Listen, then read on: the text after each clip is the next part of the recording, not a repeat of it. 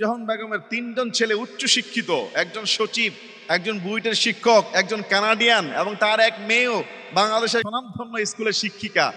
অথচ এই বৃদ্ধা মা তিনি তার ফ্ল্যাটের মধ্যে আজকে 7 দিন 8 দিন আগে মরে পচে দুর্গন্ধ ছড়িয়ে পড়েছে। তার মৃত্যুর খবর প্রতিবেশীকে দুর্গন্ধ দিয়েছে। আজকে 7-8 দিন ধরে তার ছেলে মেয়ে কোনো খবর নাই যে তার মা মরে পচে পড়ে আছে।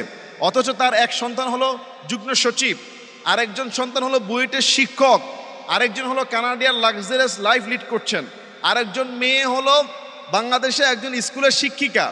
আপনি চিন্তা করেন, একটা ঈদের পরের ঘটনা, কুরবানি ঈদ গিয়েছে, এখনো ঠিকমতো 7 দিন 8 দিন হয় নাই। তার মানে তারা এই ঈদেও তাদের মায়ের কোনো খোঁজ খবর নেয় নাই এবং তাদের মাকে এক টুকরো কুরবানির গোশত দেয় নাই। যেখানে সচিব, বুয়েটের শিক্ষক, কানাডিয়ান, তার স্কুলের শিক্ষিকা মেয়ে। আশ্চর্য হয়ে গেলাম তার লাশের ঘরটা দেখে।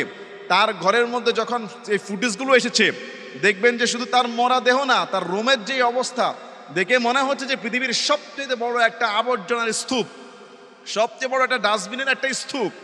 কি আশ্চর্য বিষয় যে একটা ছেলেও, একটা মেয়েও তার খোঁজ খবর নেয় নাই।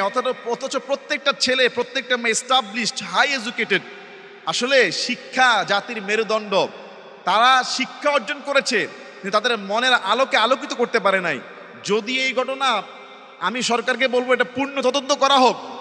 বুয়েটের এমন শিক্ষক যদি হয় যে তার মা মরে পচে থাকে, তাহলে এই শিক্ষক কখনো জাতির মধ্যে আলো ছড়াতে পারবে না। খালি কাগজ কলমের আর বইয়ের তোতা পাখির মতো মুখস্থ, আর ওই দিয়ে খালি বিসিএস ক্যাডার হয়ে যাওয়া অথবা কোনো একটা বড় অফিসার হওয়া, বড় শিক্ষিত হওয়া, এটা আসল আলোকিত না। আসল আলোকিত হলো অন্তরের অন্ধকার দূর করে ইসলামিক যে মূল্যবোধ, মানবতার যে প্রেম আর ভালোবাসা। আরে ভাই, নিজের মা বাপ তো দূরের থাক, আমরা বাহিরেরও তো কোনো একটা মানুষকে অসুস্থ দেখলে, বিপদগ্রস্ত দেখলে তাকেও তো আমরা সাহায্য সহযোগিতা করি। কিন্তু এরা আপন ছেলে হয়ে, তার মানে শিক্ষা এটা দেয়া বোঝা যায় যে হায়ার এডুকেশন করলেই শান্তি পাওয়া যাবে না, বরং প্রত্যেকটা ছেলে মেয়েকে আপনি যদি ইসলামিক মূল্যবোধে শিক্ষিত করতে পারেন, আল্লাহর ভয় যদি ঢুকাতে পারেন।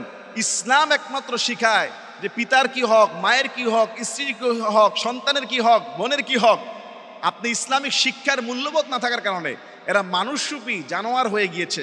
প্রশাসনকে বলবো এটার কঠিন একটা শাস্তির ব্যবস্থা করতে, যাতে দ্বিতীয় কোনো উচ্চশিক্ষিত, এরকম আরও অনেক ঘটনা আছে।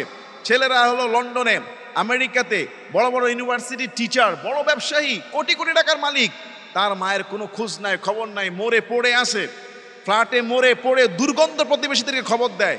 চিন্তা করেন আমরা কোন হায়ানার সমাজের মধ্যে চলে আসছি। আল্লাহ আমাদের সবাইকে হেদায়েত দান করুক, সঠিক বুঝ দান করুক, আল্লাহুম্মা আমিন। বাগেরহাটের খানজানানী রহমাতুল্লাহ দিঘিতে এবার একটা মানুষকেই টেনে নিয়ে চলে গেছে কুমির। কুমিরের মুখী রয়েছে মেয়েটা, আর আমরা আনতে পারিনি, কেউ আর বাঁচাতে পারিনি, ওর মুখ থেকে কাইরে আনতে পারিনি, নিয়ে চলে গেছে। দেখেন, ইতিপূর্বে আমরা দেখেছি যে কুমির একটা কুকুরকে টেনে নিয়ে গিয়েছে। এটা নিয়ে সোশ্যাল মিডিয়াতে এবং সারা বাংলাদেশে অনেক আলোচনা হয়েছে, অনেক পশুপ্রেমিকরাও কথা বলেছেন।